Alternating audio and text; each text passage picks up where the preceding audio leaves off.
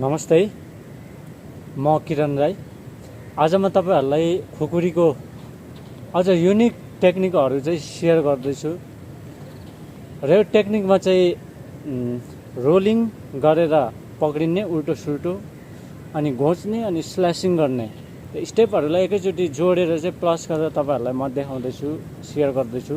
तपाईहरुले यो टेक्निक हेरेर गलत ठाउँमा दुरुपयोग नगर्नु होला र यसरी नै ओरिजिनल चाहिँ खुकुरी हतियारहरुलाई चाहिँ सक्कली हतियारलाई त्यसरी नपक्रिनु होला। तपाईले डमीबाट चाहिँ नक्कली काठको चाहिँ हतियारहरु बनाएर प्र्याक्टिस गर्नु होला। हस्, हुन्छ। हामी सबैभन्दा पहिला देब्रे खुट्टालाई अगाडि राखौं नर्मल तरिकाले र यसलाई हल्का बेन्ड गर्नु होला सकेसम्म। अनि आफूलाई एकदम नर्मल तरिकाले राख्नु होला र यो हातलाई दुईटा हातलाई माथि र खुकुरी पनि माथि नै हुनेछ। फाइटिङ पोजिसनमा बस्नु होला। अब म तपाईलाई स्ल्यासिङ कसरी गर्छ त्यो पहिला तपाईलाई म देखाउने छु। स्ल्यासिङ भनेको यो माथि हल्का उठाएर यो पछाडीको यो पाखुराको हल्का प्रेसले थोरै बल लगाएर गरिन्छ माथिबाट तल। यसलाई राम्रोसँग हेर्नु होला। 1 2 3 4 यो चाहिँ तपाईको घाँटीको साइडबाट स्ल्यासिङ गर्दै क्रस गरेर झारिन्छ। 4 स्टेप तपाईलाई देखाइसकेको छु। अब यो तल आइसकेपछि फेरि अर्को साइडबाट चाहिँ क्रस गरेर स्ल्यासिङ गर्दै झार्नु होला। अब यो तल आइसकेपछि यसलाई हल्का उठाउँदै माथिबाट तल अर्को साइडबाट चेन्ज गर्दै लाने। 1 2 3 4 4। अब यहीँबाट फेरि यो खुकुरी तल छ, हल्का हातलाई घुमाउँदै यहीँबाट फेरि माथि यो पेट हुँदै चेस्ट हुँदै यता साइड क्रस गरेर उठाउनु होला तलबाट माथि। 1 2 3 4। अब यहीँबाट फेरि तपाईले घाँटीको बिच भागबाट टार्गेट गरेर यसलाई स्ल्यासिङ साइडतिर गर्नु होला। 1 2 3 4।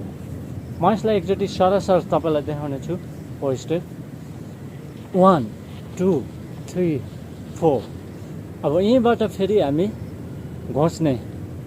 यसमा पनि 4 स्टेप तपाईलाई म स्टेप देखाउने छु। पहिला 1 तपाईले यो घाँटीको बिच भागलाई टार्गेट गर्नु होला, फोकस गरेर घोच्नु होला। 1 2 3 4। अब त्यहाँभन्दा मुनि यो पानी पेटलाई फोकस गरेर त्यस्तै 4 स्टेप। 1 हल्का डाउन हुनु होला। 2 3 4। अब यही खुकुरीलाई हल्का तान्नुहोस् अनि साइड यो पछाडि कम्मरको बिचमा साइडबाट त्यो मासुको भागमा फोकस गर्नु होला। 1 2 3 4। अब फेरि यहीँबाट यो दाहिने पातालाई हल्का पछाडि तान्नु होला, शरीरको मुभमेन्ट चेन्ज गर्नु होला।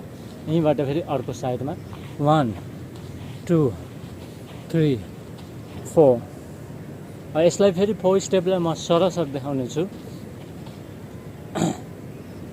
1 2 3 4। अब यहीँबाट फेरि यही खुकुरीलाई चाहिँ उल्टो सुल्टो रोलिङ गरेर पक्रिने।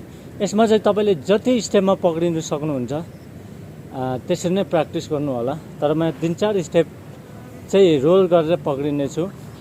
यो खुकुरीलाई चेन्ज गरेर हामी पक्रिने छौं। यो अब यहाँ छ साइड। अब यसलाई हल्का अगाडि तान्नुहोस् पछाडि अनि यसरी राख्नुहोस् खुकुरीलाई। हो, फेरि पनि हेर्नुहोस् यो साइडमा छ, हल्का भित्र तान्नुहोस्, बाहिर राख्नुहोस्। अब हल्का यसरी फ्याल्नुहोस्। फ्यालिसकेपछि त्यो बिँडलाई फोकस गर्नुहोस्। खुकुरीको बिँडलाई तपाई 1 रोलिङ गरेर पनि पक्रिनु सक्नुहुन्छ। 2 रोलिङ तपाईलाई जतिमा सजिलो हुन्छ। फेरि पनि हेर्नु होला। 1 ठ्याक्क यसरी ढाललाई माथि पारेर अब यसैलाई फ्यालेर बिँडलाई फोकस गरेर पक्रिनु होला। फेरि एकचोटि। अब फेरि यसैलाई चेन्ज गर्ने तरिका। अब यसरी यो खुकुरी उल्टोपट्टिबाट पक्रिनु भएको छ। अब यसलाई यसरी फ्याल्नुभयो भने ठिक सुल्टोबाट तपाईँले पक्रिनु सक्नुहुन्छ। यसरी घुमेर आउँछ र यसमा पनि तपाईँले जति स्टेप तपाईँलाई सजिलो हुन्छ त्यही अनुसार प्र्याक्टिस गर्न सक्नुहुन्छ। तर म यहाँ 2-3 स्टेप पक्रेर देखाउने छु तपाईँलाई।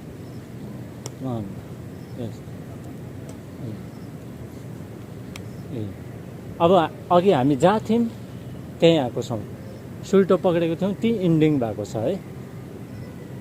हस्, यो भिडियो हेरेर तपाईँहरूले साथ दिनुभएकोमा तपाईँहरूलाई धन्यवाद र केही प्रतिक्रिया भए कमेन्ट बक्समा गएर कमेन्ट गरिदिनु होला र तपाईँहरूलाई यो भिडियो मन परेको छ भने सेयर गरिदिन सक्नुहुन्छ।